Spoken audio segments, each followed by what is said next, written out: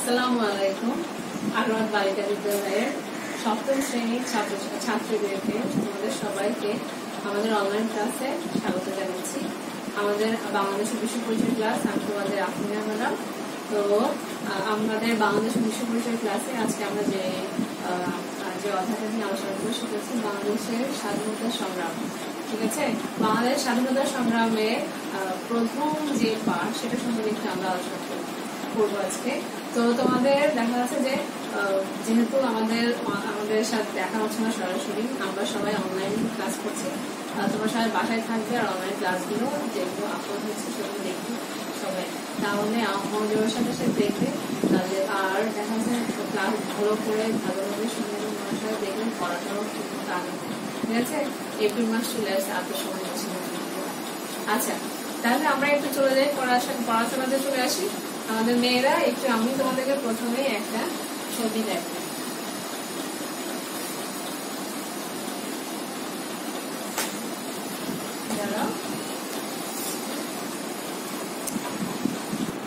এটা কি আমরা দেখতে পাচ্ছি? এটা কি আমরা দেখতে পাচ্ছি? এটা আমাদের শহীদ মিনার। ঠিক আছে, এই শহীদ মিনার মানে আমাদের দেখা যাচ্ছে যে কেন্দ্রীয় শহীদ মিনার। এই শহীদ মিনারে আমরা কি করি? ফুল দিই, পুষ্পস্তবক অর্পণ করি। তাদের জন্য, তাদেরকে স্মরণ করে এই শহীদ মিনারে আমরা যাদেরকে স্মরণ করি, ফুল দিই বা পুষ্পস্তবক অর্পণ করি, তারা হচ্ছে আমাদের ভাষা শহীদরা। আমাদের তাহলে ভাষা শহীদ বা এটা কোন ঘটনার মধ্যে মনে করিয়ে দেয়? এই শহীদ মিনারটা আমাদেরকে কোন আন্দোলনের কথা মনে করিয়ে দেয়? মনে করে দেখি তো, কোন আন্দোলনের কথা? আমাদেরকে এই শহীদ মিনার আমাদেরকে আমাদের ভাষা আন্দোলনের কথা মনে করে দেয়। 1952 সালে 21শে ফেব্রুয়ারি, আজ ফাল্গুন তারিখে যে আন্দোলন হয়েছিল 1952 সালে রাষ্ট্রভাষাকে কেন্দ্র করে, সেই ভাষা আন্দোলনের কথা মনে করে। তাহলে আজকে আমাদের পাঠের বিষয় হচ্ছে আমাদের রাষ্ট্রভাষা আন্দোলন। তার আগে আমাদের মূল বিষয়ে যাওয়ার আগে আরেকটা বিষয় সম্পর্কে আমি দেখাই, তাহলে তোমরা নিশ্চয়ই বুঝতে পারবে। আমরা যে এই যে স্বাধীন বাংলাদেশ, সবসময় যে আমরা স্বাধীন ছিলাম না, ছিলাম না। আমরা এক সময় কখনো ইংরেজদের দ্বারা শোষিত হয়েছি, কখনো পাকিস্তানিদের দ্বারা শোষিত হয়েছিলাম। আর পাকিস্তানিরা আমাদেরকে প্রায় 24টা বছর শাসন করেছিল। ব্রিটিশদের কাছ থেকে আমরা স্বাধীনতা লাভ করেছি 1947 সালে। এই ব্রিটিশদের কাছ থেকে আমরা 1947 সালে পাকিস্তানি দেখা যাচ্ছে যে ব্রিটিশদের কাছ থেকে মুক্তি লাভ করার পরে ভারতীয় ভূখণ্ডে তখন ভারত ও পাকিস্তান নামে দুটি রাষ্ট্রের সৃষ্টি হয়েছিল, স্বাধীন ভূখণ্ডের সৃষ্টি হয়েছিল 14 এবং 15 আগস্ট তারিখে। ঠিক আছে, আর এই পাকিস্তানের আবার দুটো অংশ ছিল, একটা হচ্ছে পূর্ব অংশ আর একটা হচ্ছে পশ্চিম অংশ। এটা হচ্ছে মূল ভূখণ্ড, মূল পাকিস্তান, আর এটা হচ্ছে পূর্ব পাকিস্তানের পূর্ব বাংলা বা বর্তমান আমরা যাকে আমাদের বাংলাদেশ। ঠিক আছে, পূর্ব অংশ পাকিস্তান।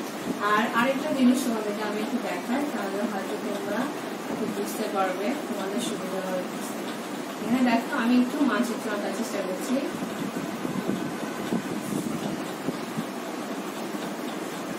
এটা আমাদের দেখো,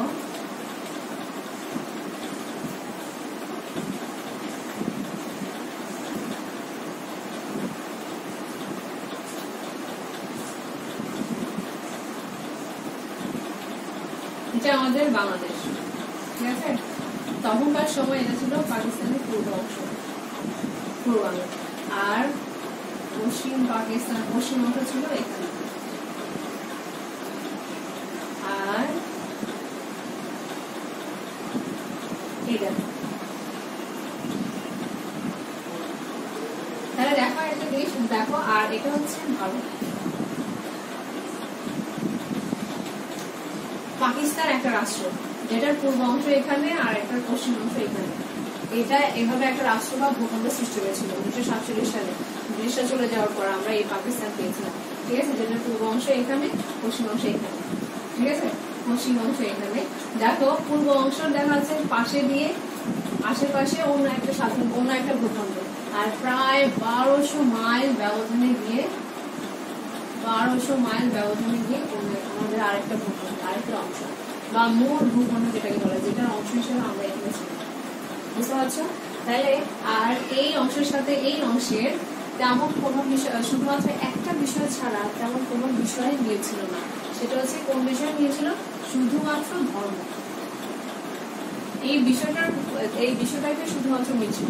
1947 সালে যখন পাকিস্তান রাষ্ট্র সৃষ্টি হয়েছিল, ভারত আর পাকিস্তান নামে দুটি রকম ভূখণ্ড সৃষ্টি হয়েছিল। পাকিস্তান রাষ্ট্র সৃষ্টির পর এই পূর্ব পাকিস্তানের প্রতি পশ্চিম পাকিস্তান সবসময় নানা রকম বিষয়ে আমাদেরকে সবসময় দমিয়ে রাখার চেষ্টা করে। নানা রকম বিষয়ে নানা রকম ভাবে ওরা নীতিগত বলো, আদর্শগত বলো, বিভিন্ন রকম দিক থেকে আমাদেরকে দমিয়ে রাখার চেষ্টা করছে। তখন এক ধরনের আদর্শগত সহিংসতা সৃষ্টি হয়েছিল, আদর্শগত মতানৈক্য সৃষ্টি হয়েছিল এই দুইটা অংশের মধ্যে। তারপর মূলত এই পাকিস্তানের পূর্ব অংশ আর পশ্চিম অংশ, মূলত এই পাকিস্তান রাষ্ট্রটাই সৃষ্টি হয়েছিল একটা তত্ত্বের উপর ভিত্তি করে, একটা মূল বিষয়ের উপর বেস করে। সেটা হচ্ছে কি? ধর্ম মানে ধর্মের উপর ভিত্তি করে পুরো ভারতীয় মহাদেশে দুটো জাতি আছে। এক ভারতে আছে যে ভারতের অধিকাংশ মানুষ হিন্দু, আর পাকিস্তানের অধিকাংশ মানুষ মুসলিম। এই নীতির উপর ভিত্তি করে এই দুটো ভূখণ্ডের সৃষ্টি হয়েছে। আর যেটাকে বলা হয়, যে তত্ত্বটাকে বলা হয়, যে তত্ত্বের উপর ভিত্তি করে এটা সৃষ্টি, সেটার নাম হচ্ছে দ্বিজাতি তত্ত্ব। আর এই দ্বিজাতি তত্ত্বের প্রবর্তক ছিলেন কায়েদে আজম মোহাম্মদ আলী জিন্নাহ। তোমরা সবাই তোমাদের পাঠ্যপুস্তক থেকে জানতে পারবে, দেখবে। তাহলে আজকে আমরা এটুকু দেখলাম, তোমরা নিশ্চয়ই বুঝতে পেরেছো কিভাবে একটি রাষ্ট্রের ভূখণ্ড একটা অংশ এখানে 1200 মাইল ব্যবধানে গিয়ে ভূখণ্ড, তাও আবার কোনো কিছু মিল নাই শুধুমাত্র একটা বিষয় ছাড়া।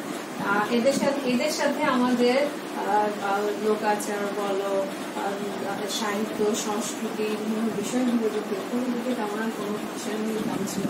ঠিক আছে, আমরা ছিলাম উদার, ওরা ছিল কিছুটা সব বিষয়ে কঠোরপন্থী অধিকারী। আচ্ছা, যাই হোক, তাহলে এটুকু মধ্যে আমরা জানলাম। এরপরে দেখো, প্রথম যখন পাকিস্তান রাষ্ট্র সৃষ্টি হয়েছিল, ওরা তো শুরু করেছিল পশ্চিম পাকিস্তানি শাসক গোষ্ঠী সবসময় চেষ্টা করতো আমাদেরকে দমিয়ে রাখার, ভাবে ডমিনেট করার চেষ্টা করতো। তো প্রথম আমাদের যে বিষয়টার উপর আমাদের আঘাত হয়েছিল, সেই বিষয়টা হচ্ছে আমাদের ভাষা, মুখের কথা বলার উপর। আমি যদি কথা বলতেই না পারি, তাহলে আমার মনে ভাব কিভাবে অন্যের কাছে প্রকাশ করবো, আমার কি চাই না চাই সেটা আমি আমাকে জানাবো কি করে? দেখো, আমাকে বোবা করে দেওয়ার প্রচেষ্টা প্রথম করেছিল ওরা। একটা নিজের মাতৃভাষাকে ত্যাগ করে আমি বাইরের একটা ভাষাকে, জন্মগ্রহণ করার পর মায়ের কাছ থেকে আমি যা শিখেছি তা বাদ দিয়ে বাইরের একটা ভাষাকে আমি শিখবো, শুধুমাত্র উর্দুকে শিখতে হবে আমাকে। বুঝতে পারছি কি বলছি? এই বাইরের এই ভাষাটাকে আমি শিখবো না বলে আমরা যখন প্রতিবাদ করতে শুরু করেছিলাম, তখনই আন্দোলনের সৃষ্টি হয়েছিল। আর প্রথম যখন 1947 সালে পাকিস্তান রাষ্ট্র সৃষ্টি হয়েছিল, তখন কায়েদে আজম মোহাম্মদ আলী জিন্নাহ যখন বলেছিলেন যে হিন্দু, মুসলিম, বৌদ্ধ, খ্রিস্টান, তারপর পাঞ্জাবি, সিন্ধি, পাখতুন, এরা যতই যে মানুষই হোক, সকল প্রকার ব্যবধান ভুলে গিয়ে সবাইকে এক পাকিস্তানি হতে হবে। আর এই এক পাকিস্তানি সবাইকে বানাতে গিয়ে ওরা চেষ্টা করেছিল আমাদের উপর নানা রকম নিষ্পেষণ, নানা রকম নির্যাতন, নানা রকম বৈষম্য সৃষ্টি করেছিল, আমাদেরকে চাপিয়ে দেওয়ার চেষ্টা করেছিল বিভিন্ন রকম বিষয়গুলো। আচ্ছা, তারপর দেখো, প্রথমত আমাদের উপর ভাষার উপর ওরা আমাদের বলেছিল যে যখন পাকিস্তান সৃষ্টি হয়েছিল, তখন 1948 সাল থেকে দেখা আছে প্রথমে উর্দুকে দাপ্তরিক ভাষা হিসেবে করা হবে বলা হয়েছিল। এরপর এটার প্রতিবাদ করেছিল। দেখা যাচ্ছে যে এটা অবশ্য পাকিস্তান সৃষ্টির আগে থেকে জিন্নাহ আস্তে আস্তে বলছিলেন, যে জিন্নাহ বলা শুরু করছিলেন যে এটাকে পাকিস্তানের দাপ্তরিক ভাষা, মুসলিমের দাপ্তরিক ভাষা করলে ভালো হবে। মানে কথাবার্তা যখন চলছিল, তখন দেখা যাচ্ছে আমাদের এখানকার বিভিন্ন রকম সাহিত্যিক যারা ছিলেন, তারা সবাই একটু বিরোধিতা করা শুরু করেছিলেন, কাগজে কলমে বিভিন্ন সমালোচনা করা শুরু করেছিলেন। এরপর যখন পাকিস্তান প্রতিষ্ঠিত হয়েছিল, তখনও দেখা যাচ্ছে যে 1947 সালে কায়েদে আজম মোহাম্মদ আলী জিন্নাহ বলেছিলেন যে পাকিস্তানে একটাই ভাষা করা হবে, সেটা হচ্ছে উর্দুকে রাষ্ট্রভাষা করা হবে। আচ্ছা, এটার দেখা যাচ্ছে যে তখন আমাদের ডক্টর মোহাম্মদ শহীদুল্লাহ যখন এক পাকিস্তানি করার জন্য সবাইকে চিন্তা করা বলছিল, তখন আমাদের বিভিন্ন বহু ভাষাবিদ, আমার পণ্ডিত জ্ঞানী ডক্টর মোহাম্মদ শহীদুল্লাহ সম্পর্কে উনি এরকম সবাইকে এক পাকিস্তানি করার জন্য যে চিন্তা ভাবনা, এটা থেকে সরে আসার জন্য আমাদের সরকারকে বলেছিল। তারপরে তখনকার তৎকালীন পাকিস্তান সরকারকে বলেছিল। তারপরে দেখা যাচ্ছে যে এরপরে আছে 1948 সালে, তখন চলে আসে 1948 সালে যখন কায়েদে আজম মোহাম্মদ আলী জিন্নাহ ঢাকায় এসেছিলেন। ঢাকা বিশ্ববিদ্যালয়ের ছাত্রদের সমাবর্তন একটা অনুষ্ঠান এসেছিলেন। উনি এসে তখন ঘোষণা করলেন যে মার্চ মাসে এসেছিলেন, মার্চ মাসে উনি ঢাকায় এক একবার এসেছিল সমাবর্তন অনুষ্ঠানে ঢাকা বিশ্ববিদ্যালয়ে, আরেকবার দেখা যাচ্ছে যে এখন বর্তমানে সোহরাওয়ার্দী উঠবেন, আগে ছিল স্পোর্টস ময়দানে একটা ভাষণ দিয়েছিলেন যে উর্দু এবং উর্দু হবে একমাত্র পাকিস্তানের রাষ্ট্রভাষা। চিন্তা করে দেখো, আমি বাংলায় কথা বলি, আমাকে বলতে বলা হচ্ছে উর্দু ভাষায় কথা বলছি, সম্ভব? বলছে যে উর্দু এবং উর্দুই হবে পাকিস্তানের একমাত্র রাষ্ট্রভাষা। ওনার এই ঘোষণার ফলে আমরা বসে থাকতে পারি? তখনকার ছাত্র সমাজ সবাই খুব প্রতিবাদ করেছিল এবং না ধ্বনিতে সেদিন ওই জনসভা গঠিত হয়েছিল। ছাত্ররা সবাই বেরিয়ে এসেছিল এখান থেকে এবং রাজপথে নেমে পড়েছিল, ধর্মঘট ঢুকেছিল। ঠিক আছে, তারপর দেখো এরপরে কি হয়েছিল, এরপর দেখা যাচ্ছে যে এরপর আমাদের গণপরিষদেও যখন এই বিষয়টা নিয়ে নতুন একটা রাষ্ট্র সৃষ্টি হলে, তো ওই রাষ্ট্রের ভাষা কিভাবে সেটা নিয়ে যখন সিদ্ধান্ত নিতে গণপরিষদ আহ্বান করা হয়েছিল, তখন ওই গণপরিষদের আহ্বানও তখনও বলা হচ্ছিল যে উর্দু এবং ইংরেজিতে পাকিস্তানের রাষ্ট্রভাষা করা, উর্দুতে রাষ্ট্রভাষা যেমন করা হবে, উর্দুর পাশাপাশি ইংরেজিও থাকবে যখন বলা হচ্ছিল, তখন দেখা যাচ্ছে যে আমাদের প্রতিনিধি হিসেবে সেখানে ছিলেন উপস্থিত গণপরিষদে উপস্থিত ছিলেন আমাদের ধীরেন্দ্রনাথ দত্ত। কুমিল্লার মানুষের গর্ব করা উচিত, তিনি কুমিল্লার মানুষ ছিলেন। ঠিক আছে, উনি যারা তোমরা কুমিল্লার আছে তাদের সবার গর্ব করা উচিত। পাকিস্তানের প্রথম সৈনিক ধীরেন্দ্রনাথ দত্ত, উনি সেদিন বলেছিলেন যে শুধু উর্দু না, উর্দুর পাশাপাশি বাংলাকেও যেন রাষ্ট্রভাষা হিসেবে মর্যাদা দেওয়া হয়। কারণ কি? কারণ হচ্ছে যে পুরো পাকিস্তানের জনসংখ্যার 56% মানুষই কোন ভাষায় কথা বলে? বাংলা ভাষা। দেখো তুমি, পাকিস্তানের শতকরা 56% মানুষ কোন ভাষাভাষী? বাংলা। তাহলে শতকরা 56% মানুষের মুখের ভাষায় যদি হয় বাংলা, তাহলে আমরা তো দাবি করতেই পারি যে উর্দুর পাশাপাশি যেন বাংলাকে পাকিস্তানের রাষ্ট্রভাষা হিসেবে মর্যাদা দেওয়া হয়। আমরা তো বলি নাই যে শুধুমাত্র একমাত্র পাকিস্তানের রাষ্ট্রভাষা নিয়ে বাংলাকে করা হবে, এটা তো বলি নাই। তারপর দেখো সেদিন ধীরেন্দ্রনাথ দত্তের এই প্রস্তাবনা সবার ঠাট্টা বিদ্রোহের মুখে পড়েছিল। সেদিন লিয়াকত আলী খান তখনকার সময় পাকিস্তানের প্রধানমন্ত্রী ছিলেন লিয়াকত আলী খান, উনি সেদিন এটাকে নিয়ে অনেক ব্যঙ্গ বিদ্রোহ করেছিলেন, এটার প্রচন্ড বিরোধিতা করা হয়েছিল সেদিন। এবং হাস্যকর বিষয় হচ্ছে সেদিন মুসলিম লীগের অনেক বাঙালি সদস্য ওনার এই প্রস্তাবনার বিরোধিতা করেছিল। ঠিক আছে, তারপর দেখো অন্যের গণপরিষদে আমাদের দাবিটা উপেক্ষিত হলো। এরপর আমাদের জন্য জায়গা কি থাকলো? রাস্তায় নিয়ে পড়া। তখন আমাদের ছাত্র সমাজ যখন দেখেছিল যে এরকম বাংলার পরিবর্তে ওরা উর্দুকে আমাদের উপর চাপিয়ে দেওয়ার চেষ্টা করছে, তখন আমাদের ছাত্র সমাজ কিন্তু বসে থাকেনি। ছাত্র সমাজ কি করেছিল? রাস্তায় নেমে পড়েছিল, রাজপথে তখন ধ্বনিত হয়েছিল। প্রথম 1947 সালে তমুজুল মজলিস নামের একটা সাংস্কৃতিক সংগঠন গড়েছিল, যাতে করে এটা নিয়ে যাতে বিভিন্ন রকম প্রস্তাবনাগুলো যাতে সরকারের কাছে উত্থাপন করা যায়, যাতে করে। এরপর এই তমুজুল মজলিসের পরেই আমাদের ছাত্ররা গঠন করেছিল রাষ্ট্রভাষা সংগ্রাম পরিষদ নামক আরেকটা সংগঠন গড়ে তুলেছিল, যাতে করে সরকারের কাছে আমরা যে এটা মানি না, আমাদের এই দাবিগুলো যাতে উত্থাপন করা যায় সরকারের কাছে। তারপর দেখো আমরা রাষ্ট্রভাষা সংগ্রাম পরিষদের মাধ্যমে আমাদের ছাত্ররা আমাদের চেষ্টা করেছিল, প্রগতিশীল রাজনৈতিক যারা ছিল তারা চেষ্টা করেছিল যে সরকারের কাছে আমাদের দাবিগুলো উত্থাপন করতে, সরকারের সঙ্গে মিলে নেয়নি। আর এইভাবে পথ পরিক্রমায় আস্তে আস্তে 1952 সালে খাজা নাজিমুদ্দিন আবার ঘোষণা করলেন যে পাকিস্তানের রাষ্ট্রভাষা একমাত্র উর্দুতেই করা হবে। যখন এই ধরনের কথাবার্তা বলা হয়, তখন সবার জানুয়ারি মাসে এই ধরনের অনুযায়ী বললেন, তখন দেখা যাচ্ছে 30 জানুয়ারি তারিখে সর্বাত্মকভাবে ধর্মঘট পালন করেছিল ছাত্ররা যখন 30 জানুয়ারি ধর্মঘট পালন করেছিল। এরপর সরকার কি করেছে? ফেব্রুয়ারি মাসে চলে আসি আমরা। ফেব্রুয়ারি মাসে দেখা যাচ্ছে আবার সরকার তো আমাদের দাবি মেনে নিচ্ছে না, সরকার আমাদের উপর উর্দু চাপিয়ে দেওয়ার চেষ্টা করছে, বিভিন্নভাবে আমাদেরকে লাঞ্ছনার স্বীকার করছে।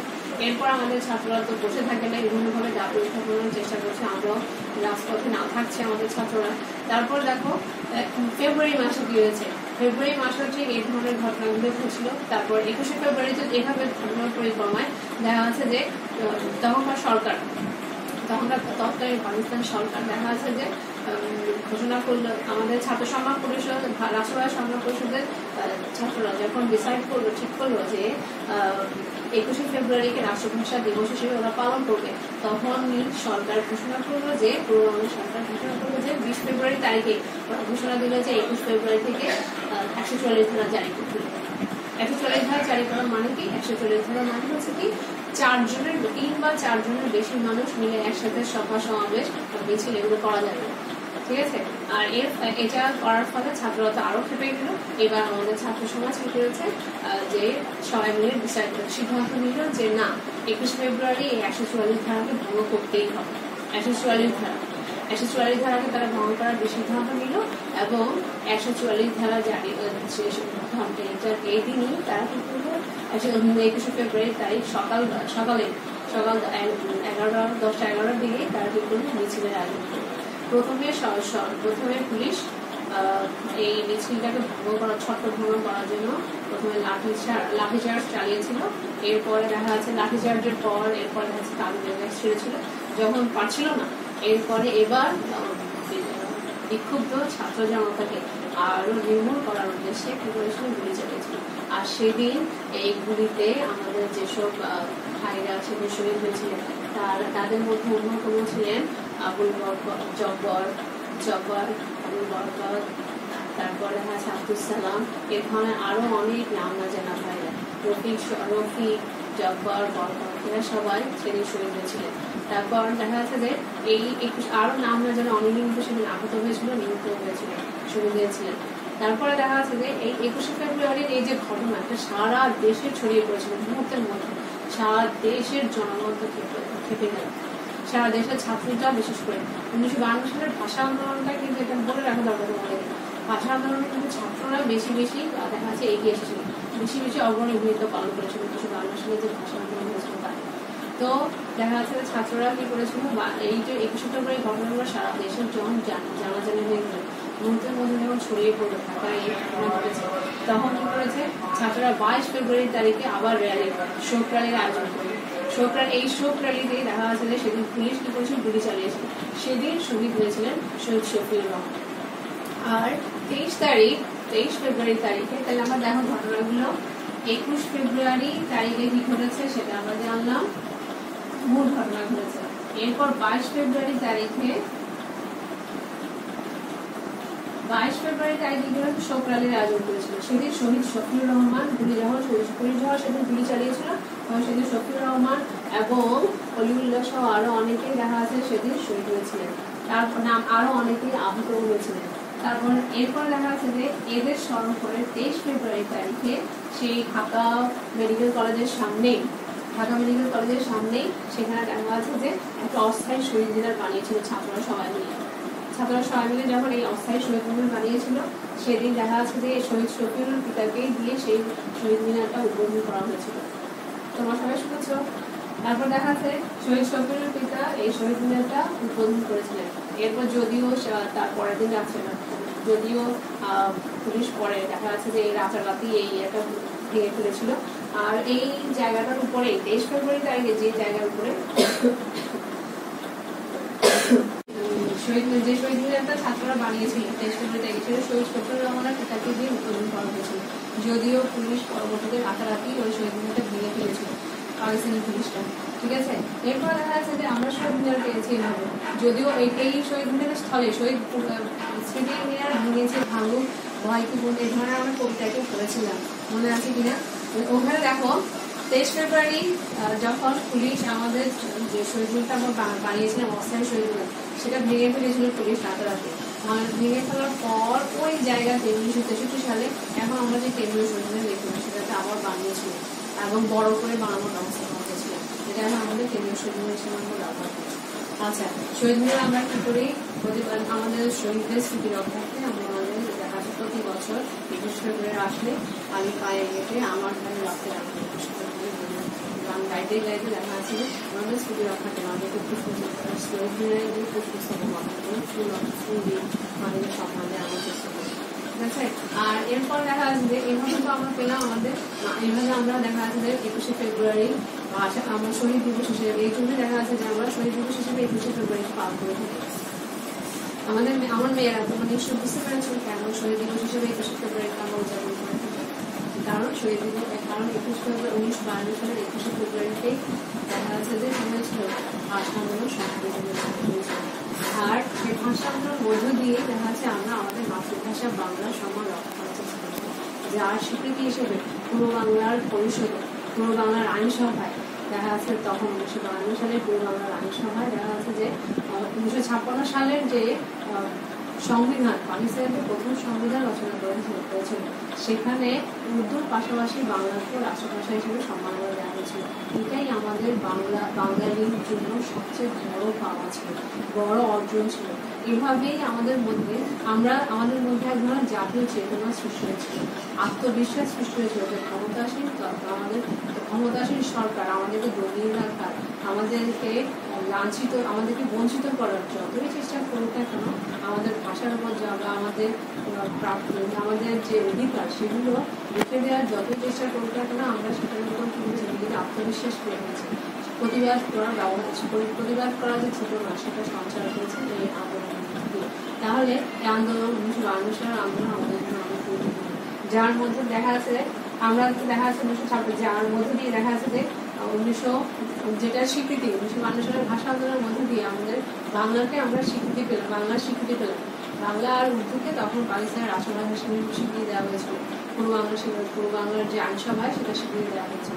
এরপর দেখা যাচ্ছে যে সরকারের বিরুদ্ধে আন্দোলন করতে গিয়ে এভাবে মাতৃভাষার স্বীকৃতির জন্য ন্যায্য দাবি আদায় করতে গিয়ে দেখা যাচ্ছে বাঙালির মনে, আমাদের মধ্যে যে জাতীয় চেতনা জোরদার হয়েছিল বা জাতীয়তা বাস সৃষ্টি হয়েছিল, আমাদের সবাইকে একটা ইউনেস্কোর ঘোষণার মধ্যে দিয়ে আন্তর্জাতিক মাতৃভাষা দিবস হিসেবে যে ঘোষণা দিয়েছিল আমাদের 21শে ফেব্রুয়ারিতে, সেই ঘোষণার মধ্যে দিয়ে দেখা যাচ্ছে এখন সারা বিশ্ববাসী 21শে ফেব্রুয়ারিতে পালন করে।